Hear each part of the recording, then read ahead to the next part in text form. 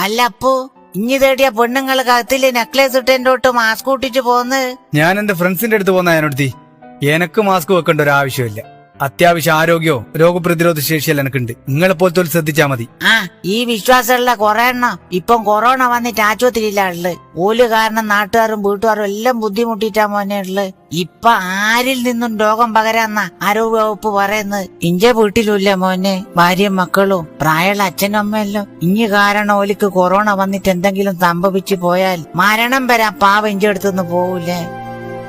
ശരിയായ ഞാനടുത്തി എന്റെ വീട്ടുകാരുടെ കാര്യവും ഞാൻ ഇപ്പോഴാ ഓർമ്മിച്ച്. ഈ ഒരു സാഹചര്യത്തില് ഇനി അത്യാവശ്യം മാത്രമേ ഞാൻ പുറത്തിറങ്ങൂ. ഞാനോടത്തേക്ക് ഒരു കാര്യം നിങ്ങളോട് പറയാനുണ്ട് മക്കൾ. ലോകം മുഴുവൻ കൊറോണക്കെതിരെ പൊരുതിക്കൊണ്ടിരിക്കുകയാണല്ലോ. ഇപ്പോഴും മാസ്ക് വെക്കുന്നതിന്റെ ശരിയായ ഉദ്ദേശം ആർക്കും അറിഞ്ഞുകൂടാ. മാസ്ക് വെക്കുന്ന വ്യക്തിക്ക് രോഗം വരാതിരിക്കും എന്നതിനേക്കാൾ ഉപരി മാസ്ക് വെക്കുന്ന വ്യക്തിക്ക് രോഗം ഉണ്ടെങ്കിൽ അത് മറ്റുള്ളവരിലേക്ക് പകരാതിരിക്കും എന്നതാണ് ശരിയായ ഉദ്ദേശം. അതുകൊണ്ട് ഹോട്ടല്, പലചരക്ക് കട ഉൾപ്പെടെ പൊതു ഇടങ്ങളിൽ ജോലി ചെയ്യുന്നവർ ദയവ് ചെയ്തിട്ട് മാസ്ക് കഴുത്തിലും താടിയുമിലും വെക്കാണ്ട് വായും മൂക്കും കവർ ചെയ്യുന്ന രീതിയിൽ തന്നെ വെക്കണേ. ഞാനോടത്തി മനസ്സ് തട്ടിയിട്ട് പറയുന്ന